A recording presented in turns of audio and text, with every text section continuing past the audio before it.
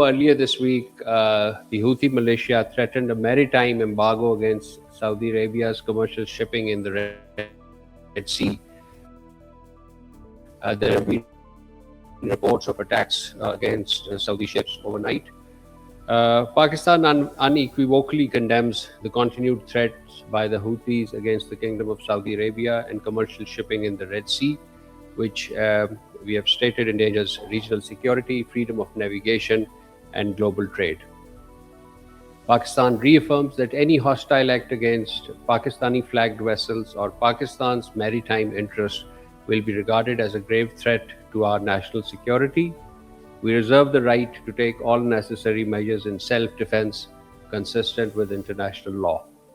Pakistan remains deeply concerned by attempts to draw the Kingdom of Saudi Arabia into the Middle East conflict and reiterates its unwavering support for the kingdom's security, sovereignty, and territorial integrity. We issued a detailed release yesterday on this subject, which you all covered. Last week, when Saudi Arabia was attacked by these armed groups in Yemen, Pakistan's Prime Minister Shahbaz Sharif made a very eloquent, strong statement. The Prime Minister warned that such attacks have, quote unquote, the potential to further undermine regional peace and stability. Given that the escalation has continued, the words of our Prime Minister resonate even more profoundly. Amid growing hostilities and armed attacks, Pakistan reiterates its call on all parties to exercise restraint. Pakistan is continuing its diplomatic outreach in support of dialogue and diplomacy. In this vein, Iranian Foreign Minister Iskandar Momini visited Pakistan this week. During his visit, he met our Prime Minister, the Interior Minister, as well as he held an important meeting with the Chief of Army Staff, Chief of Defence Forces, and Chief of Army Staff. The visit reflects the two neighbors' close coordination on regional developments and Pakistan's continued diplomatic engagement with Iran. Pakistan has repeatedly called for restraint by all sides and has stated that the dialogue remains the only viable solution to prevent a regional conflict. And in the similar vein of our advocacy for dialogue and diplomacy, on 18th July, Deputy Prime Minister, Foreign Minister, Senator Mohammad Ishaq Dar spoke with the Kuwaiti Foreign Minister, Sheikh Jarrah Al Sabah, on regional developments, emphasizing de-escalation, respect for sovereignty, and implementation of the Islamabad MOU. Both sides agreed to remain in contact. Yesterday in Manila, the Deputy Prime Minister, Foreign Minister, Senator Mohammad Ishaq Dar met with the Egyptian Minister for Foreign Affairs, Immigration and Expatriates, Dr. Badr Abdul Ate.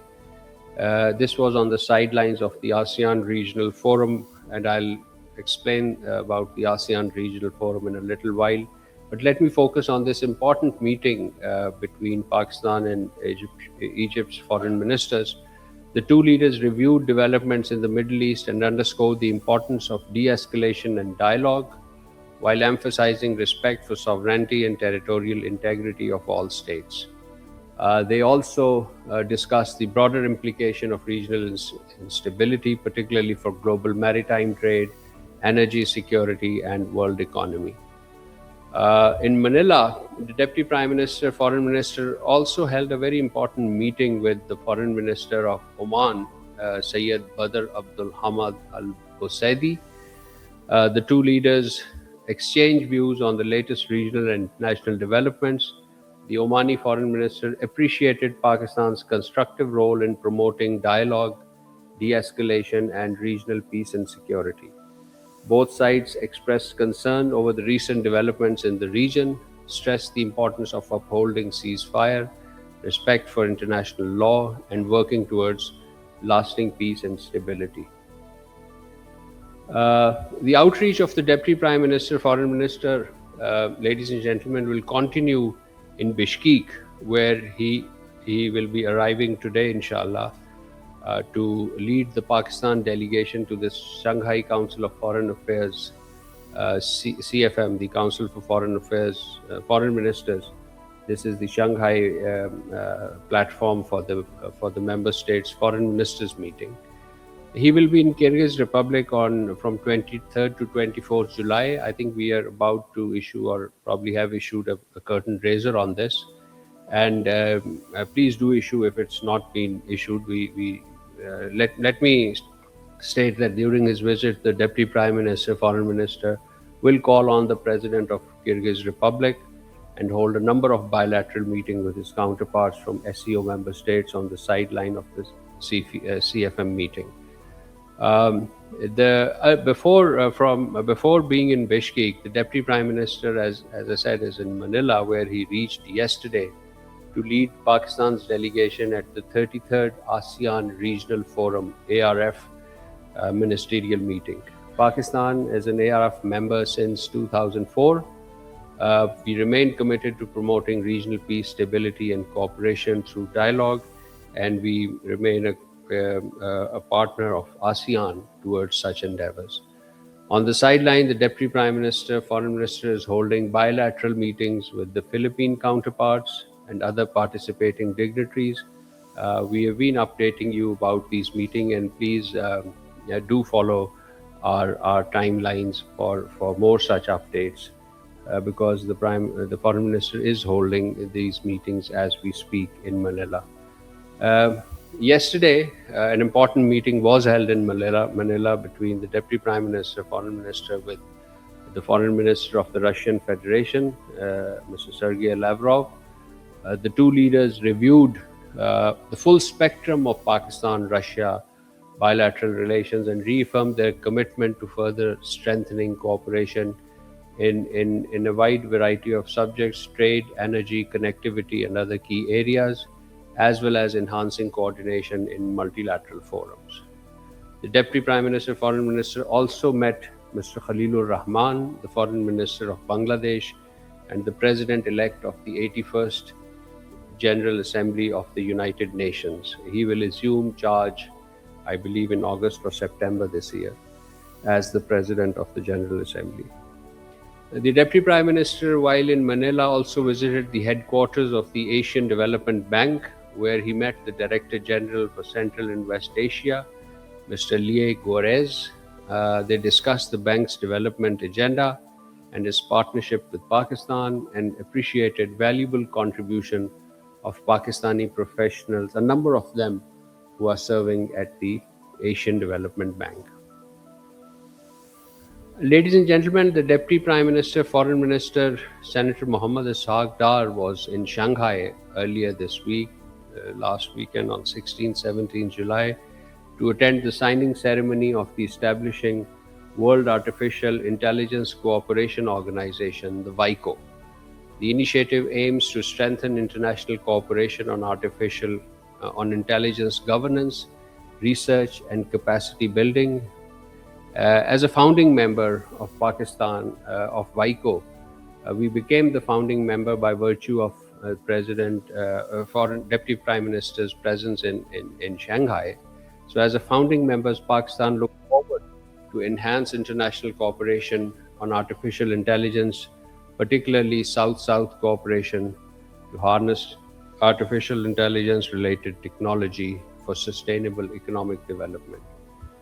While in Shanghai, ladies and gentlemen, the Deputy Prime Minister also met with the Chinese Foreign Minister, Mr. Wang Yi. The two leaders discussed the implementation of CPAC, regional connectivity, SCO cooperation, trade, and Pakistan-China strategic partnership.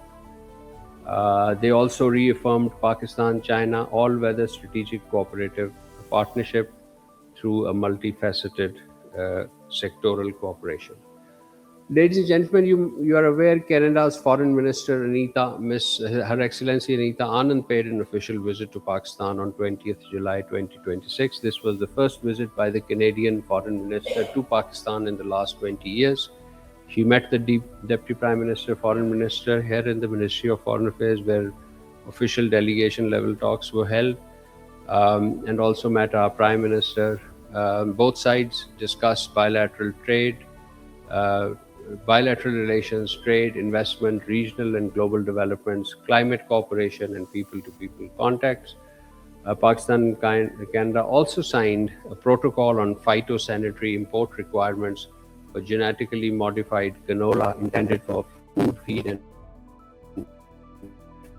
processing, facilitating agricultural trade between the two countries. They also agreed to expand cooperation in trade, investment, security, development, reaffirming their commitment to institutionalizing the bilateral engagement. Uh, with these remarks, ladies and gentlemen, I conclude my opening statement, and I would be ready to take question answers. Thank you so much, spokesperson. The Amnesty International has yesterday published a report on the strikes by Pakistan in Kabul and the alleged one on, as they said, on a hospital of sorts. Without much new evidence, what is Pakistan's response on the matter? Yes, this report was published and we have seen the report.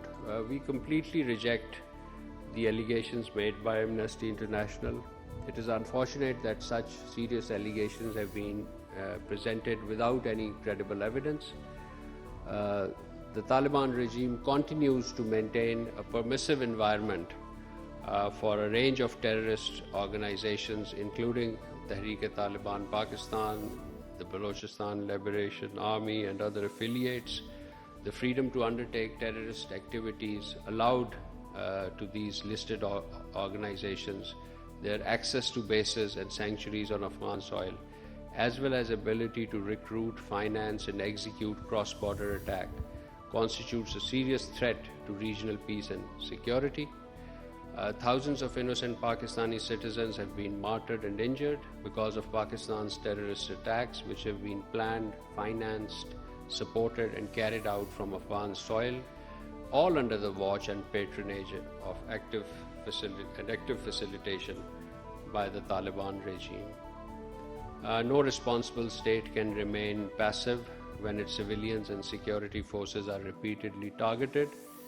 Any military strikes by Pakistan were undertaken in exercise of its right to self-defense under principles of necessity and as a measure of last resort, and directed only and exclusively, and let me repeat, directed only and exclusively against terrorists and their logistical support bases in Afghanistan.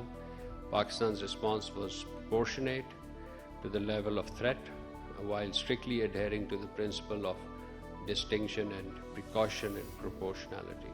The scale and scope of this action reflected restraint, particularly in light of the severity and frequency of terrorist attacks faced by Pakistan. Pakistan rejects any insinuation in this regard otherwise. Pakistan calls upon the Amnesty International and the international community at large to direct rigorous scrutiny towards the Taliban regime's continued patronage of terrorist groups. The root causes that this report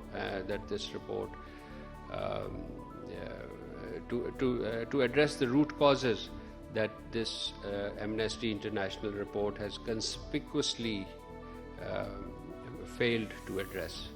We also urge the international community to hold the Afghan Taliban regime accountable for its failure to uphold its obligations under the relevant United Nations Security Council resolution, its own commitment under the Doha Agreement, and other related commitments to prevent Afghan soil from being used as a launchpad for terrorism.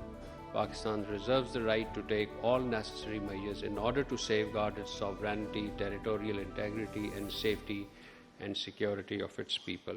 I thank you.